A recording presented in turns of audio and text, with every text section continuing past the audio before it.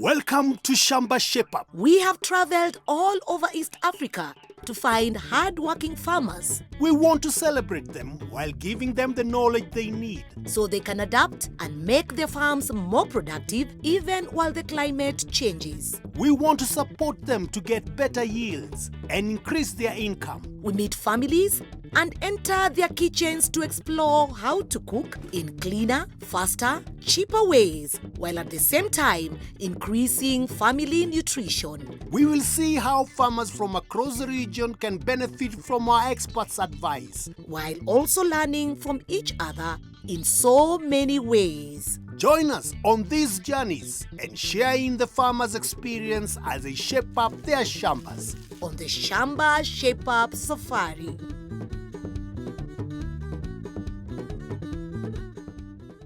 Welcome. To Shamba Shape Up, Today we are in Kikuyu. and we are taking a trip down memory lane. Down memory lane. Or was it the Forgetful Avenue? Tony, we are going back in time.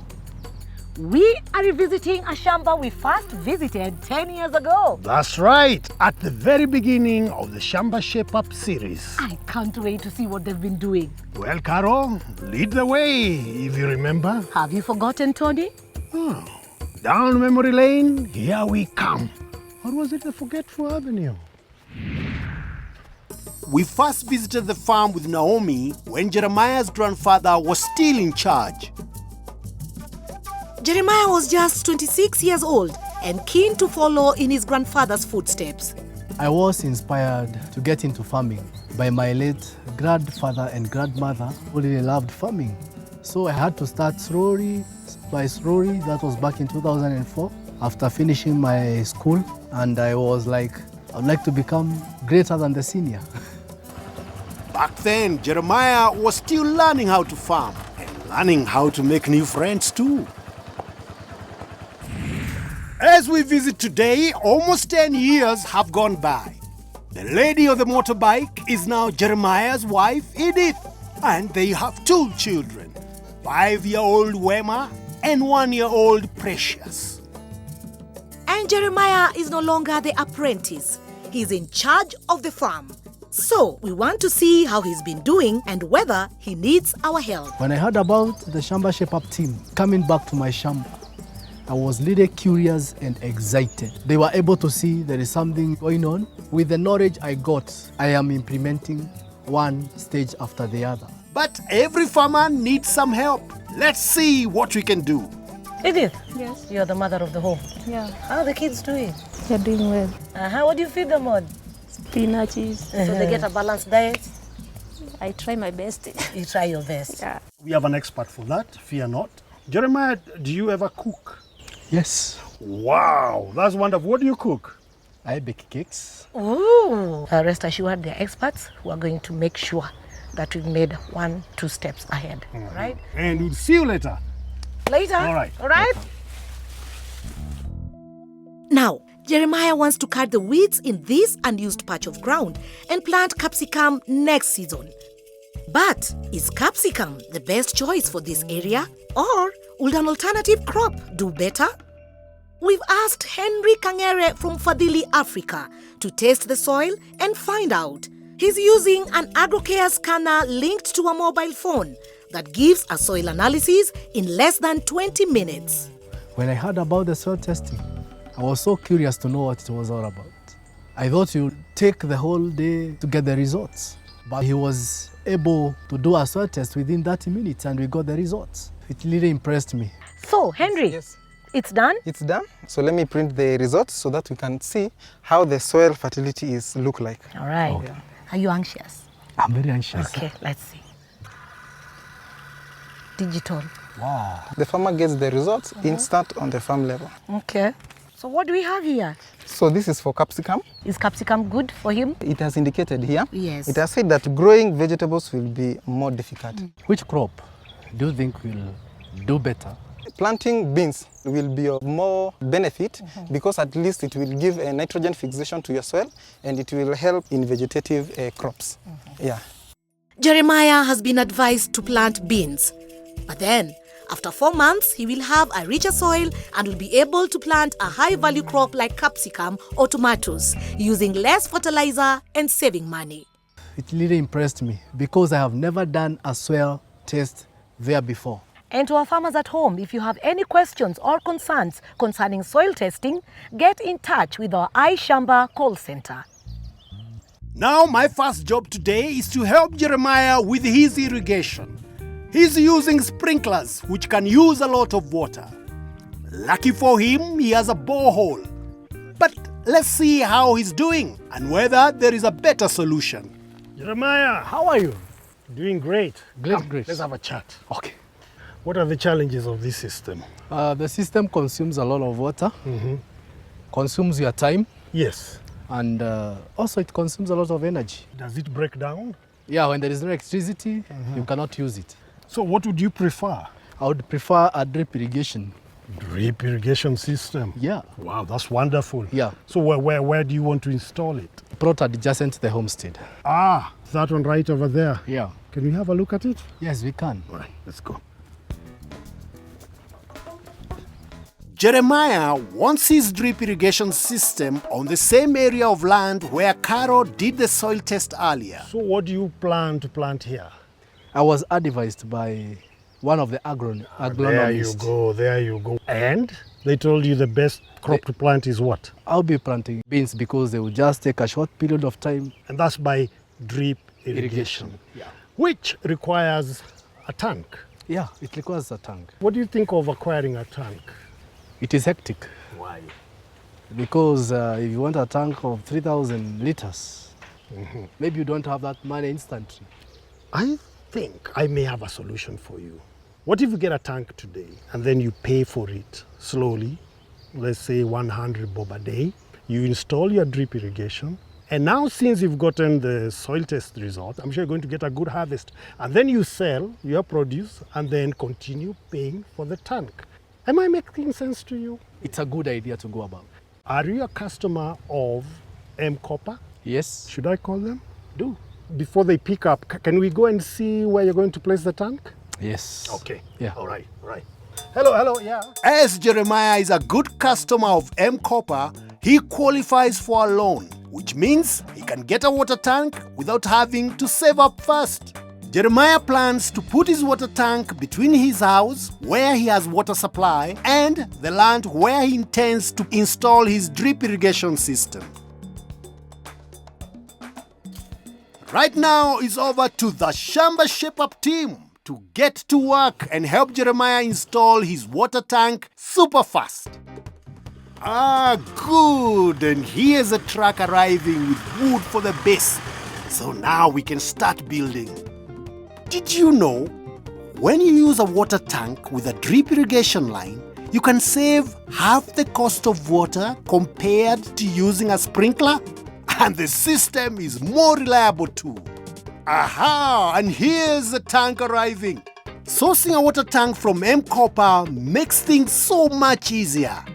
For a 3,000 litre tank, you only need to pay a deposit of 1,500 shillings. Then make daily payments of 100 bob a day, which you can pay using the profits made from irrigating your crops. The payment is done across 290 days, coming up to a total of 31,000 shillings. And just like that, your tank is paid off. And here we are. The tank is up. Well done, Caris and the Shamba Shape Up team. So Jeremiah, Yes. there's your tank. Yes. M-KOPA came and they brought it. Yes. Could you believe it? It was really amazing It was unbelievable. and also unbelievable. And the tank will be paying itself? It will pay itself comfortably Yes. with no haste. Aha. And with the expert advice that we have given you, I am sure you're going to get a very good crop. Yes. Let's have a look, shall we? Yes, we can. All right. Now I can be able to do drip irrigation because I have a tank, and my farm will look even more greater than the way it used to be. Well done, everyone, and a big thanks to M-KOPA too. My next job today is to help Jeremiah with his spinach. The leaves have some brown patches and the edges are curling up. So, we've invited Duncan Mukuna, a senior field specialist from Syngenta, to see if he can help. So Duncan, Yes. as you're doing your inspection, I'm sure you must have seen challenges here and there. Yes. Tell us about them. Good. So when I was doing my scouting, I came across a number of challenges Jeremiah is going through. One, in his spinach, you can see a lot of leaf rust. You can see from the look of the leaf, it doesn't look quite healthy and appealing. So you cannot take this to the market. At the end of the day, you lose your yield. So from Syngenta, we have solution for leaf rust.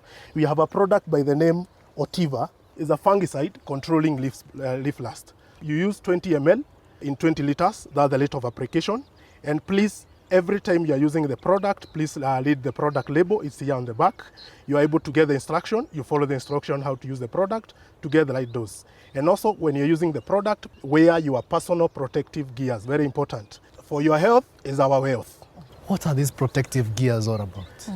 PPE, personal protective gears, is the clothes that you wear when you are doing the spraying. These keep you safe. To name part of the PPE, we talk about the gumboots, you talk about gloves, you talk about nose mask, you also talk about face veil. These protect you from this droplet coming from the chemicals. So with that, you are able to keep yourself safe, and that's important because we are repeating once again, your health is our wealth. Are you supposed to tuck in the side, inside the gumboot? Eh? The moment you tuck in your apron, probably the product is leaking, it will find it into your gumboot. This will bring that contamination.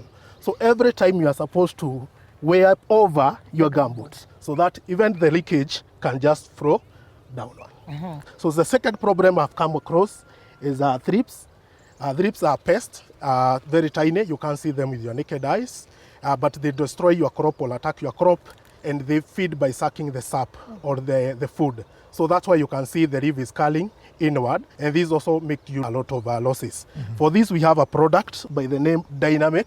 It's an insecticide controlling thrips. We apply at 10 ml in 20 liters. Also, make sure that you read the product label. It's very important. And now that you've given the two products, Yes. do they work hand in hand, or do you spray one, then wait maybe a week, then spray the other, or they can, because you know farmers also love to, you want to save time. I also want to Yes, save and time. money. The good thing with these two products, they are compatible. A fungicide is a chemical used to control fungal growth on crops, whereas an insecticide is a chemical that controls attack by insects. As the two products are compatible, they can be mixed.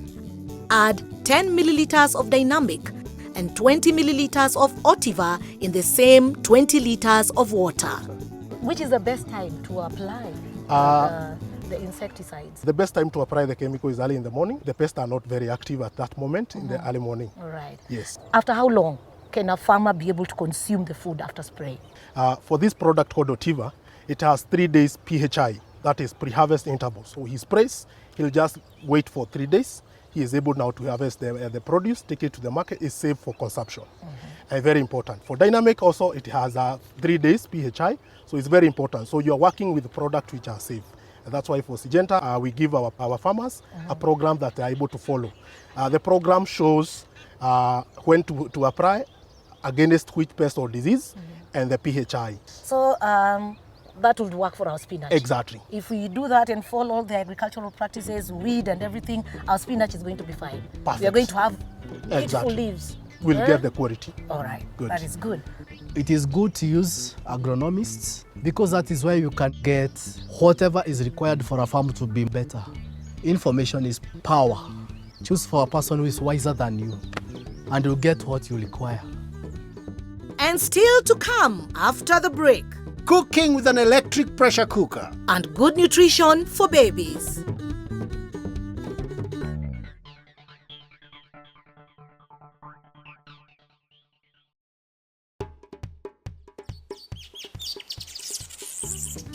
Welcome back. To Shamba Shape Up. We are in Kikuyu and we are visiting Jeremiah and Edith Wathome. We've found out how to combat pests and diseases, And how to get a water tank from M-KOPA to help with irrigation. but we also want to find out about electric pressure cookers. And nutrition for babies. Let's get back to work. Let's go. For the rest of our Shape Up, we are doing a special on healthy eating. First for the adults and then for the babies.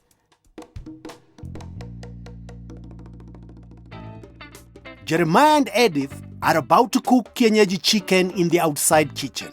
But wood fires are time-consuming, expensive, bad for your health, and can be dangerous. So I've asked Werimonje here, an expert in using the electric pressure cooker, to show them a better way. While Werimo prepares the recipe, I'm going to gather our farmers and bring them into the house. Aha, Jeremiah and Edith. Hi. This is very nice. You're preparing the chicken? Yes. And the fire? Yes. You're the chef today. I'm the chef. Oh, wow, that's awesome. Just come. Rimo, I'm here with our farmers. Wow. That's Jeremiah and Edith. In this homestead here, Jeremiah is the chef. Wow, lucky you. I taught him. Okay. No.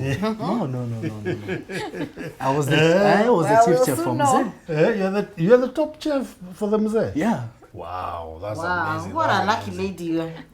I love cooking. You know, when you have children, you also have to show them even the father figure can cook. It is not meant only for the female generation, but also for the male. Spending time with their children, cooking, eating together, it's great. Now, when I cook, I prepare the traditional chicken and it becomes so tough. Maybe you chose the one that has maybe stayed in the homestead for about 2 years and above. I thought that was the best one. No. Hey, okay. Okay, so how does one select a very nice kienyeji chicken to cook? You should always check on the feathers. The one that is of age, the feathers falls down, and if you look at the skin, it's a bit drier. But for the one which has stayed about 4 months to 6 months, even the color, It's pleasing to the eye. it's really putting the eyes. So then you take it, you bring it home, what do? Once you slaughter the chicken, what you're supposed to do, you can boil it. You can spend, let's say, a whole hour cooking. Is that true, Edith? It's It's a long time. And you have to attend to it. You have to be there, right? Yeah, you have to. Okay. And Yeah. kids are waiting. The kids are crying. Yeah. The chicken is still boiling. Now, I'm going to show you a way to cook using electricity. But it's not expensive. No, you'll see. I have an energy meter here, which is going to tell me how much we're going to use. You can see it is already at 00. At the end, we're going to check, and you'll see how much we've spent. Okay. You have spent on charcoal already 180. Yeah? Yeah. Kuni, we don't even want to quantify. Yeah. No smoke, no time wasted. All right? So, what are we cooking today, Mairimo? We are cooking that chicken there. And in that time of 30 minutes or 40 at most. Wow. So I'll put in some vegetable oil. Then we will select a saute function and we can put in our onions. So now we are ready for our chicken.